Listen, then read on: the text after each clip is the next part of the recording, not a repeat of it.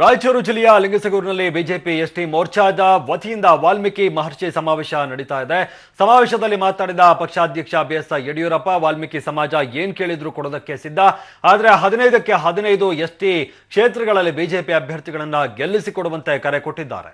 ಸಮಾವೇಶದಲ್ಲಿ ಮಾತನಾಡಿದ ಸಂಸದ ಶ್ರೀರಾಮುಲು ಅವರು, ಬಿಎಸ್ವೈ ಅವರನ್ನ ಮುಂದಿನ ಸಿಎಂ ಮಾಡ್ತೇವೆ, ಇದನ್ನ ಬೇಕಾದ್ರೆ ರಕ್ತದಲ್ಲಿ ಬರೆದು ಕೊಡ್ತೇನೆ ಅಂತ ಸವಾಲು ಹಾಕಿದ್ರು.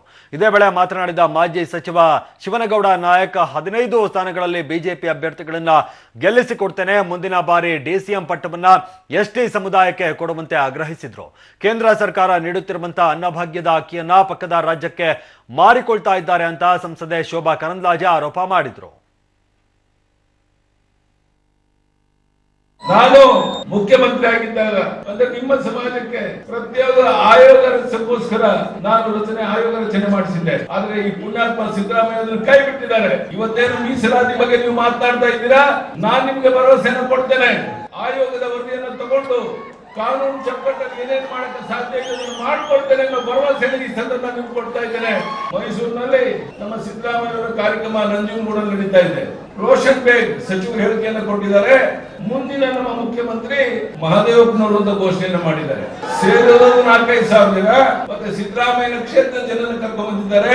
ಆ ಕ್ಷೇತ್ರದ ಚುನಾವಣೆ ಆಗ್ಬೇಕಾದ್ರೆ ಅಲ್ಲಿ 3-4 ಜನ ಸೇರಿಸುವಂತ ಯೋಗ್ಯತೆ ಮೈಸೂರಲ್ಲಿ ಇಲ್ಲ ಅನ್ನೋದಾದ್ರೆ ಯಾವ ರೀತಿ ಜನ ತಿರುಗಿ ಬಿದ್ದಿದ್ದಾರೆ ಅಂತ ನೀವು ಯೋಚನೆಯನ್ನ ಮಾಡಬೇಕಾಗಿದೆ.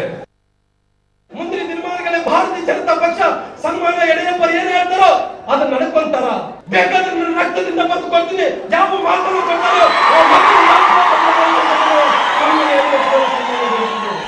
ನನ್ನ ರಕ್ತದಿಂದ ಬಂದು ಕೊಡ್ತೀನಿ.